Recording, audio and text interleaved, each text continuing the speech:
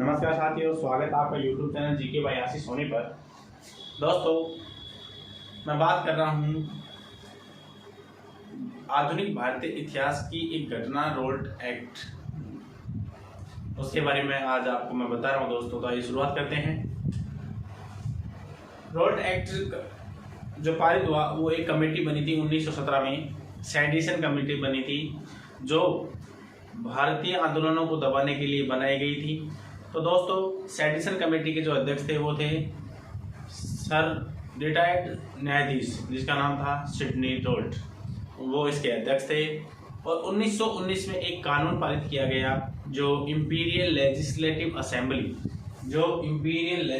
Assembly द्वारा कानून पारित किया गया, और वो कानून था रोल्ट एक्ट, जिसका मतलब था इस शक के दायरे में या अकारण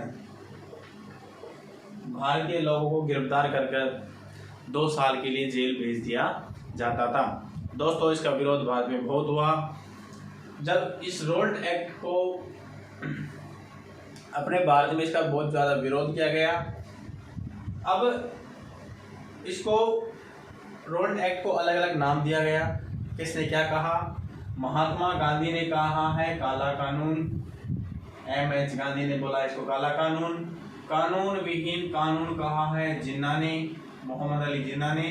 न अपील न दलील और न वकील वाला कानून कहा है M.L.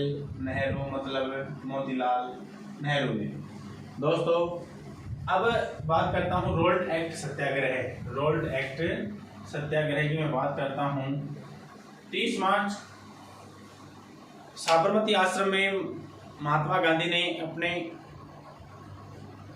साथियों और वहाँ की जनता को संबोधित किया कि 30 मार्च में दिल्ली में और 6 अप्रैल को पूरे भारत में इसका विरोध किया जाएगा। तो दोस्तों, दिल्ली में इसका विरोध कब हुआ? दिल्ली में 30 मार्च में, और 6 अप्रैल को कहाँ हुआ? पूरे भारत में। लेकिन ज़्यादा सफलता कहाँ मिली? पंजाब में इसकी सफलता मिली। अब 9 अप्रैल को यह फिक्स किया गया कि जो महात्मा गांधी हैं वो लाहौर व अमृतसर में संबोधित करेंगे इस रोल्ट एक्ट को लेकर के। लेकिन जब महात्मा गांधी लाहौर व अमृतसर के लिए जा रहे थे तो हरियाणा में एक जगह का नाम है पलवल, मैंने यहाँ लिखा भी है पलवल में उनकी ट्रेन को रोक लिया गया एवं अंग्रेजों ने महात्मा गांधी को आगे नहीं जाने दिया।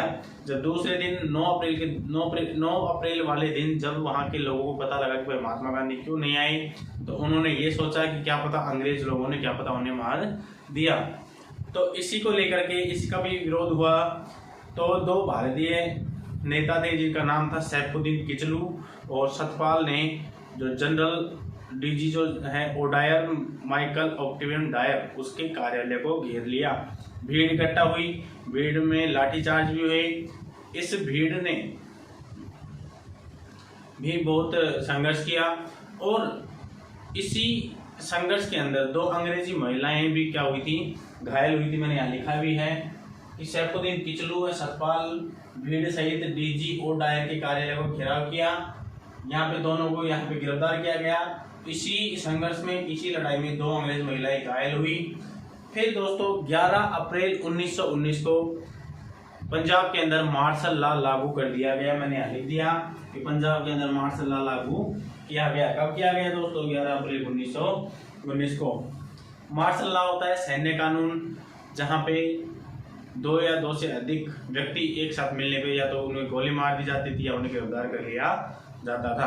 तो दोस्तों, ये था रोल्ट एक्ट। अब मैं बात करता हूँ जलियांवाला बाग हत्याकांड की।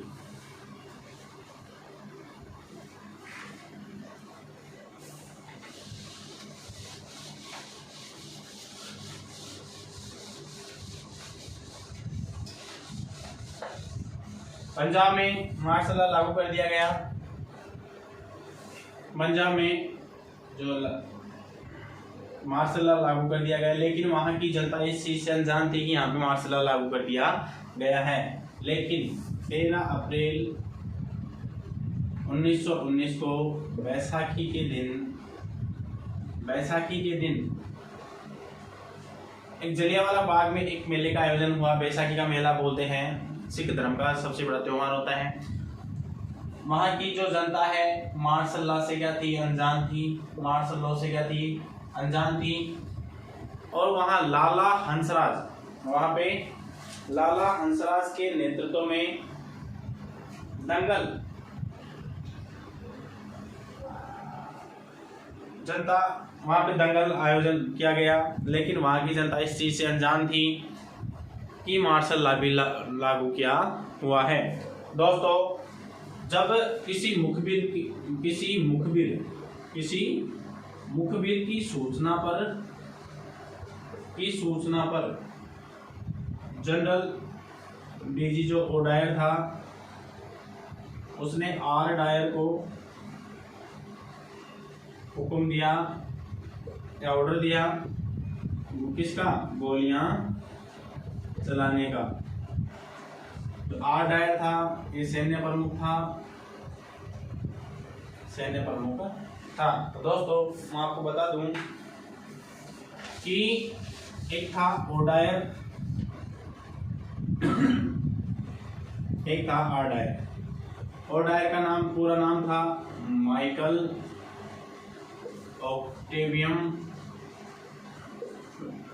डायर, और इसका नाम था रेजिबोल्ट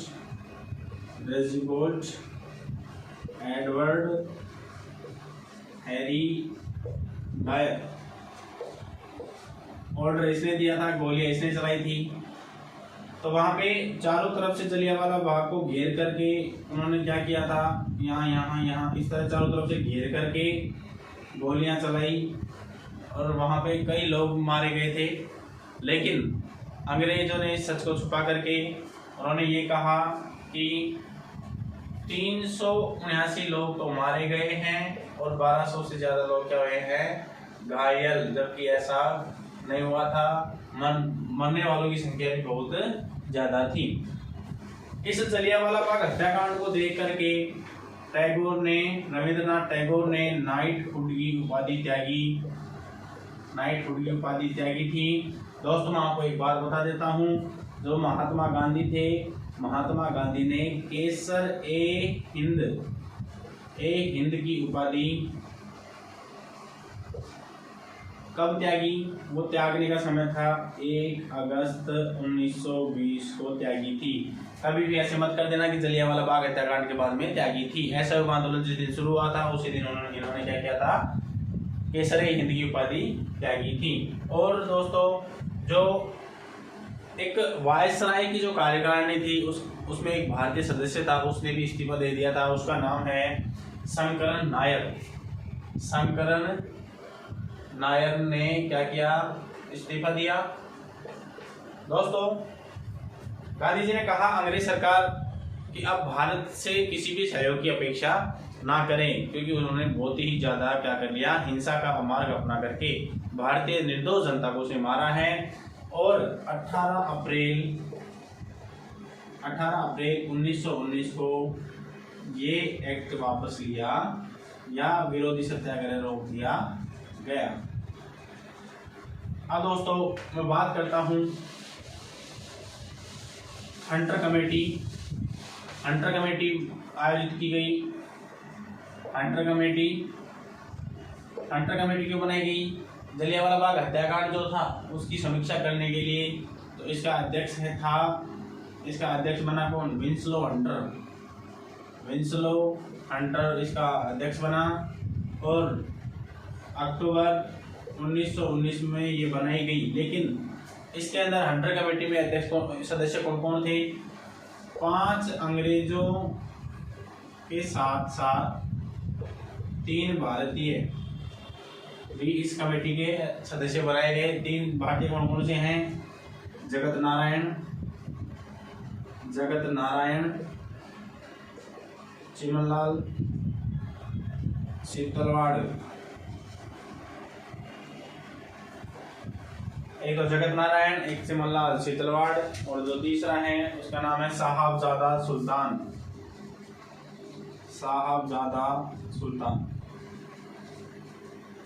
दोस्तों, ये 3 भारतीय थे जो हंटर कमेटी के सदस्य बने थे और अध्यक्ष बना था विंसलो हंटर।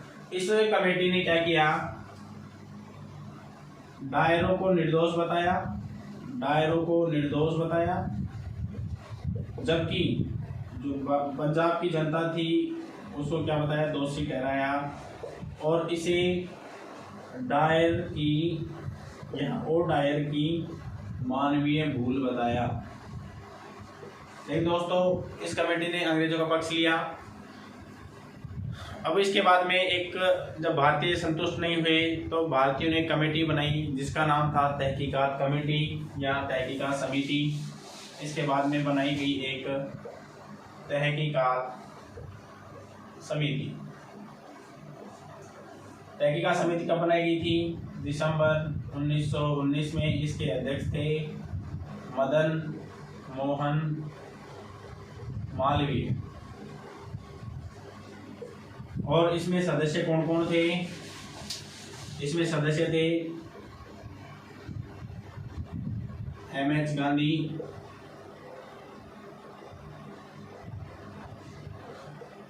तैयबजी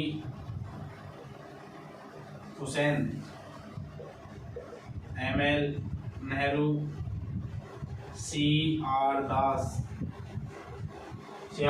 और M. जैगरे। ये इसके सदस्य थे। अध्यक्ष मदन मोहन मालवीय थे। इन्होंने डायरों को निर्दोष साबित किया, डायरों को निर्दोष बताया, डायरों को दोषी पाया गया एवं डायरों को भारत छोड़ने के लिए इन्होंने विरोध किया। अतः तहकीकात समिति ने पंजाब की जनता, जो निर्दोष जनता थी, उसके ऊपर जो अत्याचार हुआ उसके लिए इन्होंने डायरों को दोषी साबित किया तथा उन्हें दंड दिलवाने के लिए बहुत ज़्यादा विरोध किया। लेकिन डायरों को यहाँ से कहाँ भेज दिया गया? इंग्लैंड वापस भेज दिया गया। क्यों? क्योंकि भारतीय लोगों का दबाव आने की वजह से डायरों को कहाँ भेजा गया था?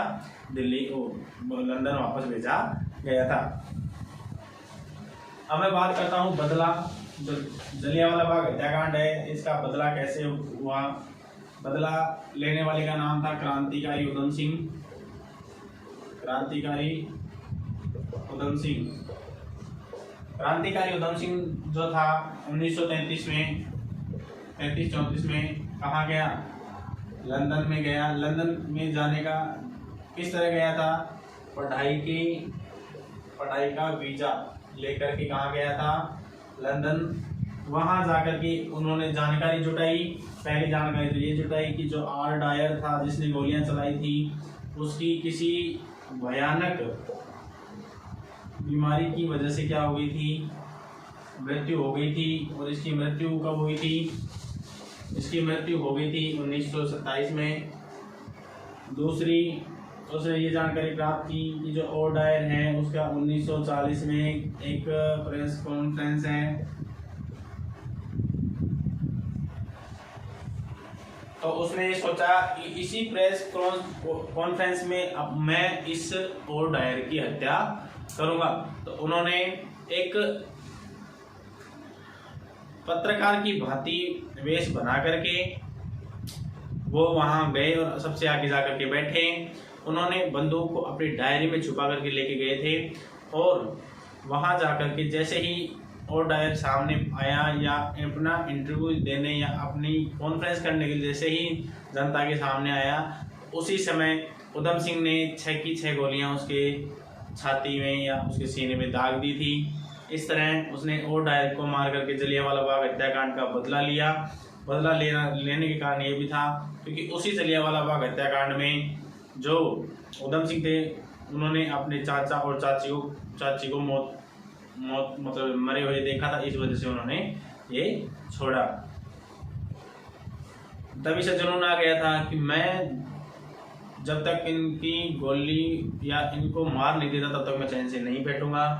तो दोस्तों ये था रोल्ट एक्ट, जलियांवाला बाग हत्याकांड, हंटर कमेटी, तहकीकात समिति और जलियांवाला बाग हत्याकांड का बदला। तो दोस्तों वीडियो को लाइक और सब्सक्राइब जरूर करें, कमेंट करें। जय हिंद, जय भारत।